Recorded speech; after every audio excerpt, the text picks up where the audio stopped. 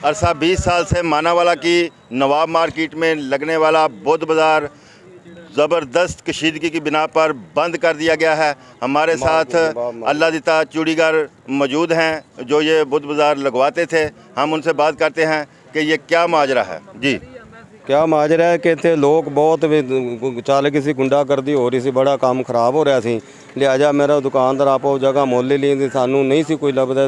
लड़ाई झगड़े का मसाहर बहुत लड़ाइयाँ बनदियां सी। इनके वजह से उन्हें कोई बंदा वाधा घाटा हो जाए बंद किया जाए, बंद लिख के दे के बंद ले।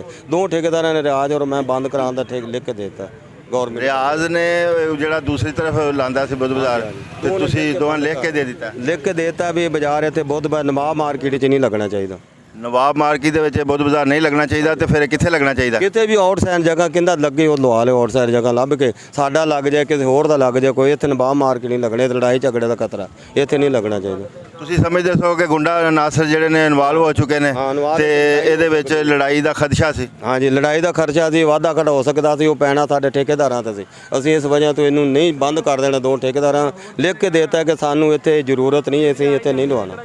ਇਹ ਹੁਣ बहुत सारी आवाम आ रही है, खवातीन ने वो खरीदारी ले आ रही ने ते वो खज्जल खार हो के हुण वापस जा रहे हैं। हाँ, वापस जान दिओ। जद इत्थे लड़ाई झगड़ा उन्हां दा फायदा की हैगा? फायदा की हैगा? आइंदा तो तुसी ये लिख के दे दिता है कि नवाब मार्केट च नहीं लगेगा, और जिथे मर्जी लगे। जिथे मर्जी लग जाए, नवाब मार्केट च लगेगा और किथे मर्जी लग जाए। 2 फरीका ने जैसा कि आपने सुना कि अल्लाह चूड़ीगर साहब जो कि 20 साल से नवाब मार्केट में यहाँ पर बुध बाज़ार लगा रहे थे, तो इनका ये कहना है कि लड़ाई झगड़े के खदशा के पेश नज़र, क्योंकि ये बुध बाज़ार 2 हिस्सों में तकसीम हो चुका था, इसलिए इन्होंने डीसी साहब को लिख कर दे दिया है कि इस बुध बाज़ार को बंद कर दिया जाए, वरना यहाँ पर कोई खून खराबा हो सकता है। तो नाजरीन देखते रहें, क्योंकि कोई देखे ना देखे खलील तो देखेगा। इसी के साथ ही अपने मेज़बान खलील अहमद सज्जाद को इजाज़त दीजिए। अल्लाह निगहबान।